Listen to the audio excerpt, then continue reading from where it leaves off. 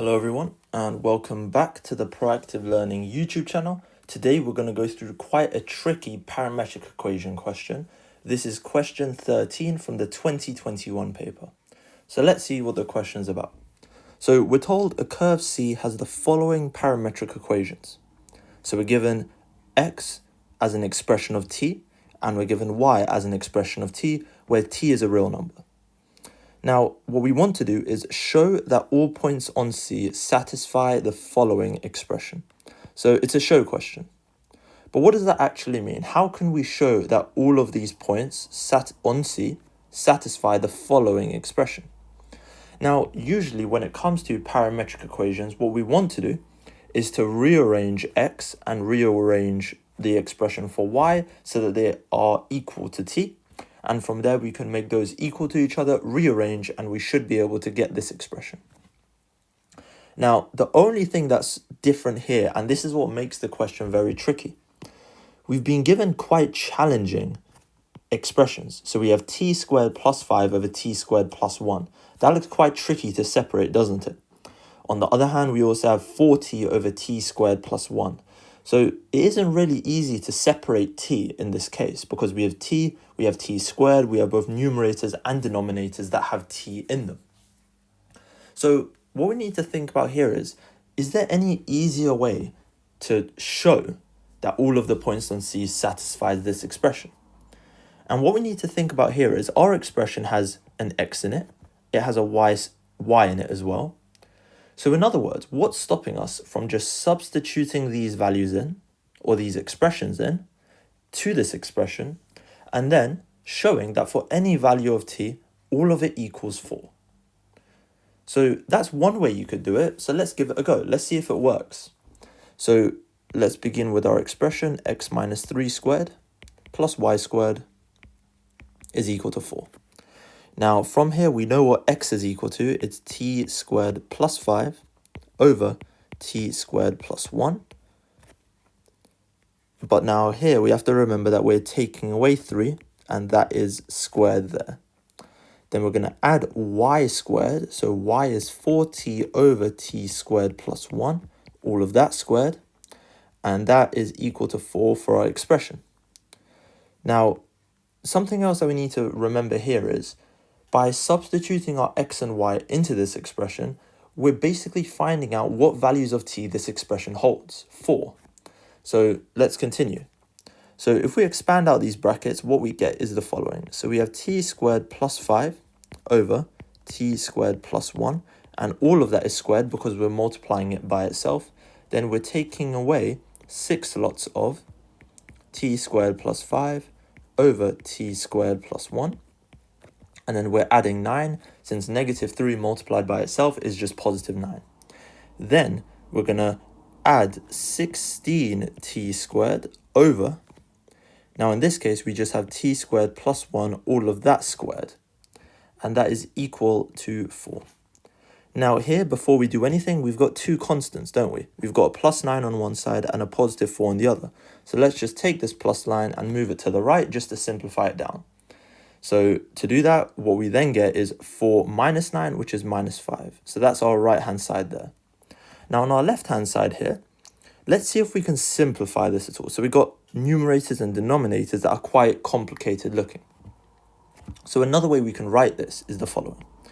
So we can say t squared plus 5, all of that squared, over t squared plus 1, all of that squared. Then we have negative 6 lots of t squared plus 5 over t squared plus 1. And then we have plus 16t squared over t squared plus 1, all of that squared. Now here, something we should notice is our denominators, they're similar to each other, aren't they? But they're not exactly the same. So we have a t squared plus 1 squared, we have a t squared plus 1, and we have a t squared plus 1 squared as well.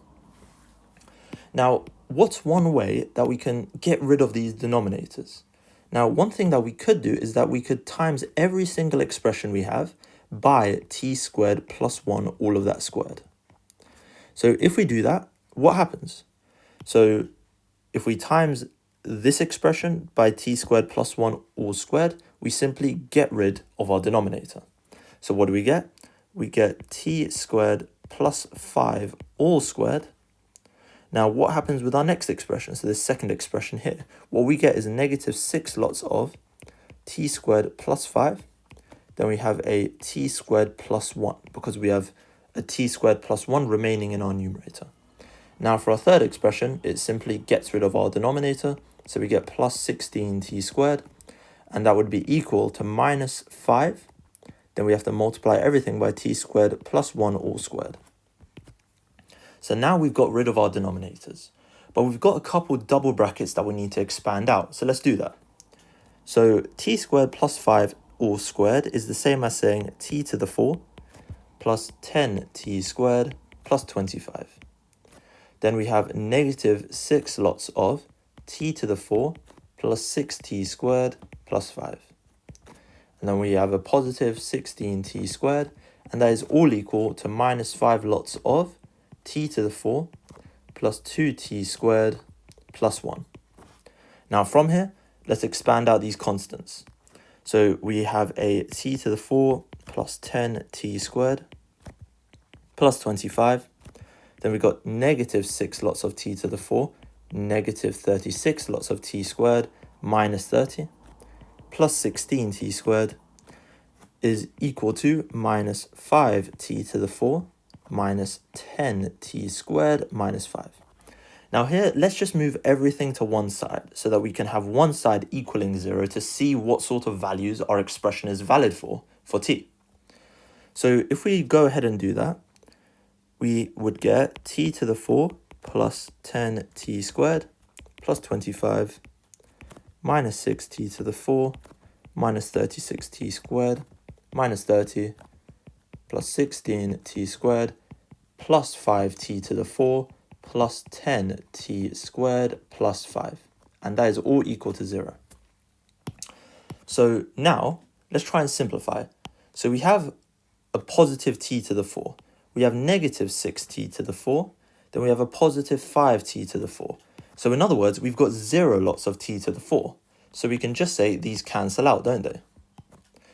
Now, the next thing we can look at is the t squared terms. So when we look at the t squared terms, let's see what we have. We've got a positive 10t squared, a negative 36t squared, and a positive 16t squared, and a positive 10t squared.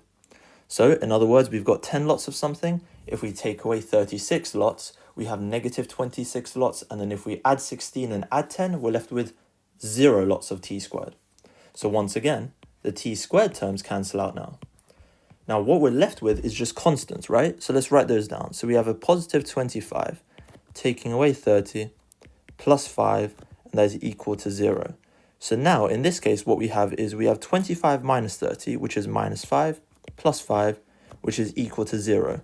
So in other words, what we've shown is 0 is equal to 0. Now here you might be wondering, has something gone wrong? Why have we got 0 is equal to 0? But we have to remember what we were trying to do from the beginning. We're trying to find out what values for t our expression is valid for. Now, in this case, 0 is equal to 0 for any value of t. So if we look back up at the question, since we can have any value for t in our expression for this to hold, in other words, what we've shown is every single point on our curve C, so every single value of t is valid for this expression. So in other words, what we've basically done is that we've proved or we've shown that for any value of t, the curve satisfies the following expression. So quite a tricky one to understand, but once you understand the sort of trick and how you should go about the question, it's just about trying your best to not make any silly mistakes, making sure you're simplifying, expanding out brackets correctly without making any sort of mistakes. So hopefully that answered some questions you guys had. Feel free to let me know if there are any other past paper questions that you want me to work through and show the solution to. With that, please like, comment, and subscribe, and I'll see you in the next video. See ya.